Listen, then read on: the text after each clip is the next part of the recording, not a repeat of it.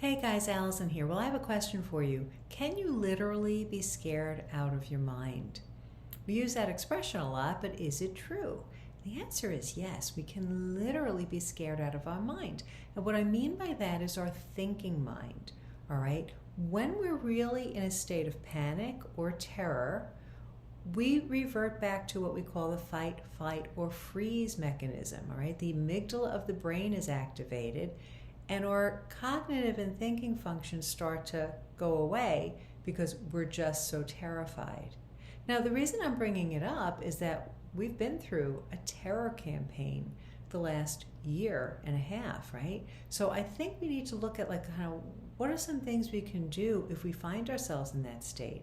I've seen it over the years in other circumstances. Let's say a woman in a situation of domestic abuse. She may be so afraid that people are frustrated she's not helping herself, but she literally can't think because she's so terrified all the time and she's being manipulated and guilted or whatever it is that abusers do. And we've seen that, and we're seeing that, like I said, I think on a global scale right now. I've also seen it with women facing unplanned pregnancies, that a lot of girls are so terrified they don't know what to do, and they actually get stuck, and they'll go with whatever somebody offers as just to make it yesterday, the solution that'll make it yesterday. And many of them live with the pain and regret for years after that. So if you find that you're in a state of panic, or you know somebody who is, here's a few things that you can do to try to kind of get a handle on as we get back into our thinking mind and make better decisions and not act out of panic. First thing to do is acknowledge, okay, I am really scared. I just don't know what to do. I feel stuck. I feel frozen. And you're looking for somebody to just give you an answer. All right, acknowledge that, all right, I am so fearful right now that I don't know what to do. And I need to not do anything right now until I figure this out. We got to get a rational hold on things before we make decisions. All right. Now, of course, when we have constant messages coming at us, sometimes we feel like we got to do something right away. All right. And God always works in His time, and the devil always rushes us, right?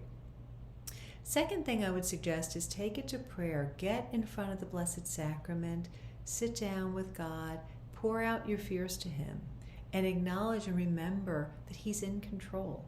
All right. That He was able to calm the storm with one word. When they were at sea and the storm was brewing, and He seemed to be sleeping in the stern, and they called out to Him. He can calm the storm with one word. So ask Him the word, all right, to give you the peace that surpasses understanding so that you can start to get a rational hold. Second thing I want you to do is start looking at all the facts, all right?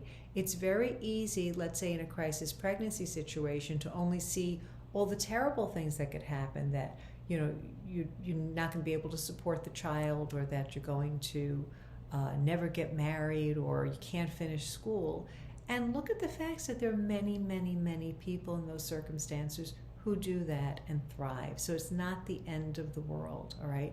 Or whatever the circumstance you find yourself in, there's always another side. There are always other factors to consider. There's never a one-size-fits-all solution to it. So get facts, not opinions. And I think that's a really important thing. I think right now we're getting a lot of expert opinions, but it's not always facts that we need to look at. So when we're looking at facts, actual studies that take a hypothesis and they prove or disprove it and can repeat that result over and over again. All right, a lot of what being subjected to these days is conjecture. Well, this should work, so try it. And we'll do anything to reduce the fear, right? So slow it down, get the facts, look at other research, look at other opinions. Talk to somebody else who maybe is not in that circumstance or is not reacting in fear in that circumstance, to get a balanced view of what you can do, all right? Sometimes we go to somebody else who's in panic also, or maybe made a bad decision in the past because they were in panic, and we just do the same thing.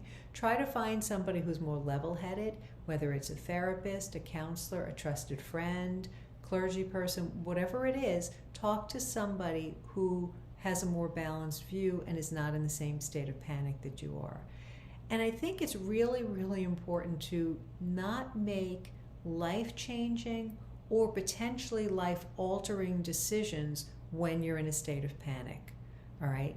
It's so easy to do that because we just want to do anything to reduce our anxiety level. It's the worst time to make decisions. When you are in a state of panic, do nothing. God is in control. Get the facts.